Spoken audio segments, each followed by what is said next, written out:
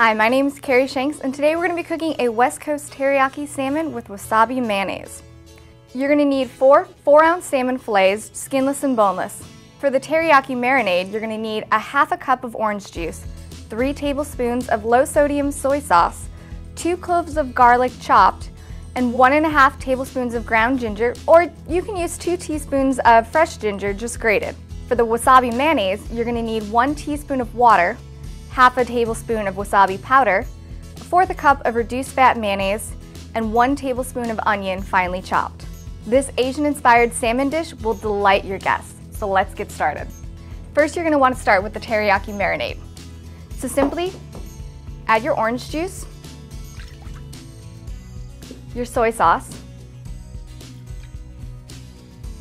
the ginger, and not only does ginger spice things up, but it aids in digestion as well.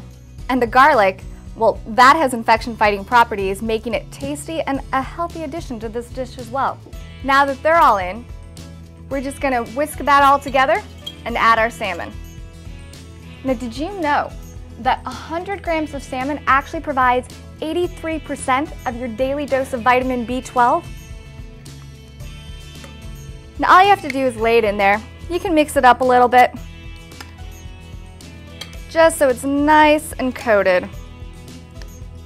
So now while those little guys are soaking up all those tasty juices and spices, we're gonna preheat our oven to 400 degrees, probably about 15 minutes before we're about ready to start cooking. And now we're gonna move on to the wasabi mayonnaise. In a small bowl, we're gonna combine the wasabi powder and the water. It's gonna create a paste that we're gonna let sit for about a minute before we combine the rest of the ingredients.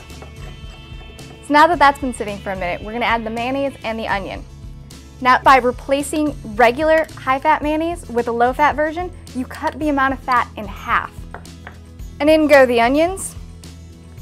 So we're going to stir that in and get that all nicely mixed. And then we're going to let it sit in the fridge while we start cooking the salmon. So now that the salmon's been marinating in the fridge for about an hour or so, you can leave it a little longer if you want, but an hour should do just fine. We're going to put it on an oiled cooking sheet and cover it with toasted sesame seeds. So you just want to lay them out in an even line.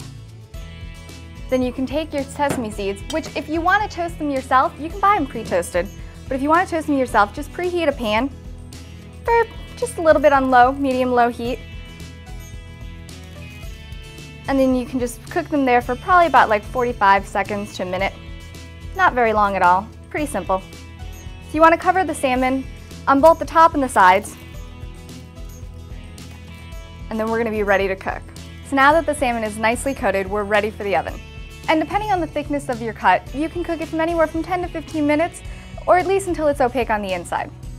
Now our salmon's out of the oven and ready to go. I have it on a bed of spinach, but you can serve it with your favorite vegetable. So all we have left is our wasabi mayonnaise. Just throw a dollop on there. I love this dish because it can be barbecued in the summer or baked in the winter. You can have it all year round. So enjoy.